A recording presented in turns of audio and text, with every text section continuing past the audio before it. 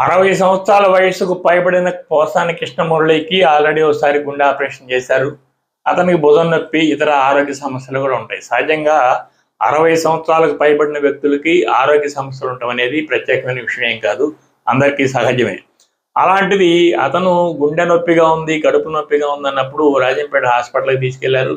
అక్కడ టెస్ట్ చేసినాక హృదయ స్పందనలో ఏదో తేడాలు ఉన్నాయని రిమ్స్‌కి తీసుకెళ్లారు. టెస్ట్ చేశారు. అయితే పోలీసులు ఆ విలేకరుల సమావేశంలో పోసాని కృష్ణమురళి గుండె నొప్పి ఉంది, గుండెలో మంటగా ఉంది, కడుపు నొప్పి ఉంది అన్నారు. అక్కడ తీసుకెళ్ళాం, ఏమీ లేదు, అంతా నాటకం ఆడుతున్నారు, ఆయన డ్రామాలు ఆడుతున్నారు అని చెప్పి ప్రకటించారు. పోలీసులు ఇలా ఉద్దేశపూర్వకంగా ఒక వ్యక్తి గురించి మాట్లాడటం అనేది సరైన విధానం కాదు.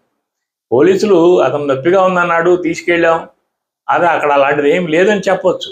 డాక్టర్లు చెప్తున్నారు అతనికి ఏం కాంప్లికేషన్ లేవని, అతను కాంప్లికేషన్స్ ఉన్నాయి అంటున్నాడని ప్రకటించవచ్చు.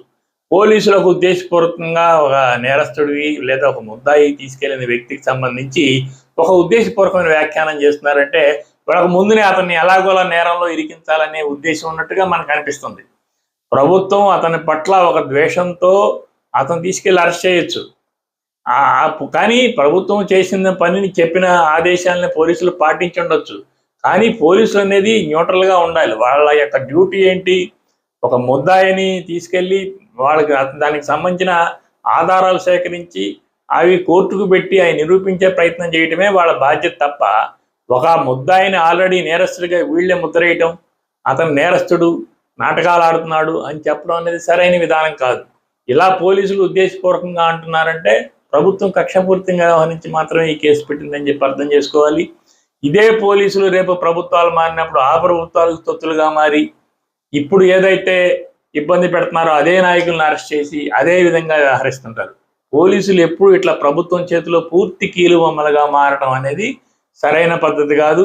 ఒకవేళ పోలీసులు పై అధికారుల ఆదేశాలను పాటించవచ్చు, కానీ అది కూడా డెమోక్రాటిక్గా ఉండాలి, సరైన పద్ధతిలో ఉండాలి. అది లేకుండా నాటకాలు ఆడుతున్నాడు, దొంగ వేషాలు వేస్తున్నాడు, ఇలాంటి మాటలు పోలీసులు వాడటం అనేది కరెక్ట్ కాదు. పోసాని కృష్ణమురళి చేసింది తప్పే. ఎట్టి పరిస్థితుల్లో అతను దూషించిన వీడియోలు ఎవరైనా చూసినా కూడా అతను అంత తీవ్రంగా దూషించడం అనేది కరెక్ట్ కాదని చెప్తారు. అతని నేరాన్ని కోర్టులో నిరూపించి అతను శిక్ష విధించండి.